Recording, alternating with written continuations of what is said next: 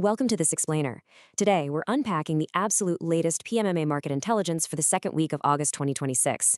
Look, polymer markets, they're incredibly volatile right now. So let's just dive straight into what the numbers are actually telling us this week. Let's start with a crucial question, one that's pretty much sitting front and center on every procurement manager's mind right now. How exactly are vessel delays impacting PMMA prices this week? I mean, are they causing huge spikes, or is something else holding the market back? Understanding this literal tug-of-war between supply chain bottlenecks and actual feedstock costs is absolutely key to figuring out your next purchasing move. To answer this, we're pulling insights directly from the latest data by Polymer Bazaar. Now, their focus is purely on price, prediction, and profit, which makes them a seriously highly regarded source for fast, reliable market intel in the industry.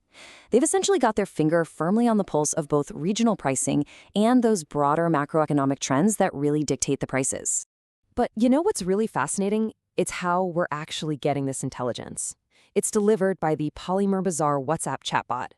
Honestly, in a market where timing is quite literally money, getting real-time pricing, revisions, and official company price lists in under 5 seconds, that's a total game changer. It's automated, 24/7 market intel, ready exactly when you need to make a fast call. And this really just illustrates how incredibly accessible critical market data has become. If you want this weekly report sent directly to your phone, it's remarkably simple. Just message the word PMMA to their WhatsApp, that's +91 9374 624365, and boom, it instantly fetches the exact insights you need. Section 1. Macro data, feedstock, and regional trends. Okay, so the absolute baseline anchoring our analysis today is the PMMA feedstock, specifically MMA. It currently sits at 11,600 RMB, or Chinese yuan, per metric ton. Now, this 11,600 figure, that's the foundational cost that ripples through the entire supply chain.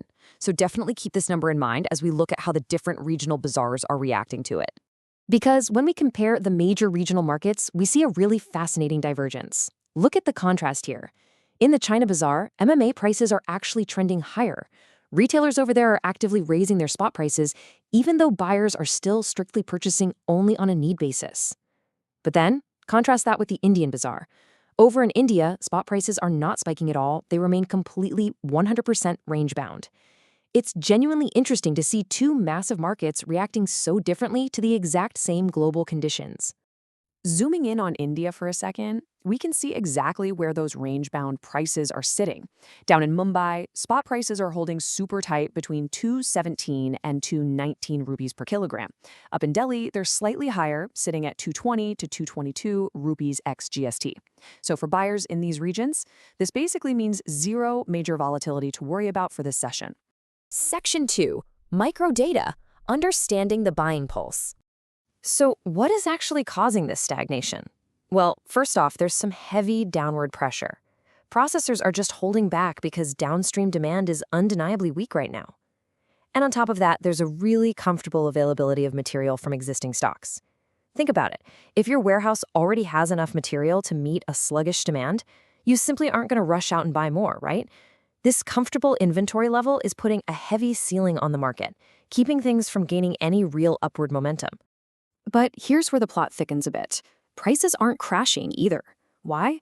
Well, because of a very real upward support mechanism. We are seeing slightly lower import availability right now, mainly due to vessel delays and generally slower material arrivals.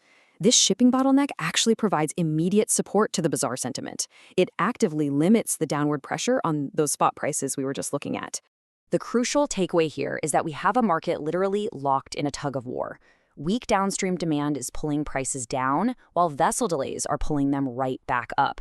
And the resulting market reality? A slightly active but highly cautious environment. Processors are engaging in strictly cautious procurement. They're making those need-based purchases we mentioned earlier, which just keeps overall trading volumes incredibly moderate. Everyone is basically just watching and waiting, which prevents any aggressive bazaar activity. Section 3. Strategic Purchase Recommendation. So, what's the official guidance from the Polymer Bazaar report? It's actually very clear. They state, given the prevailing conditions, rise in open bazaar prices is unlikely, so we advise need-based purchases. In other words, because participants are so closely monitoring those import arrivals, and because a breakout price rise just isn't supported by the data today, the smartest move? Keep your powder dry. Seriously, buy only what you literally need to keep the factory lights on for now. Which leaves us with this final critical thought for next week. The market is currently in this very delicate stalemate. But what happens when those delayed vessels finally hit the ports? Will a sudden influx of material shatter this fragile balance and send prices tumbling? Or will downstream demand suddenly wake up and devour the new stock? That is the billion-dollar question we will be tracking in the days ahead. Thank you so much for joining me for this explainer, and stay focused out there.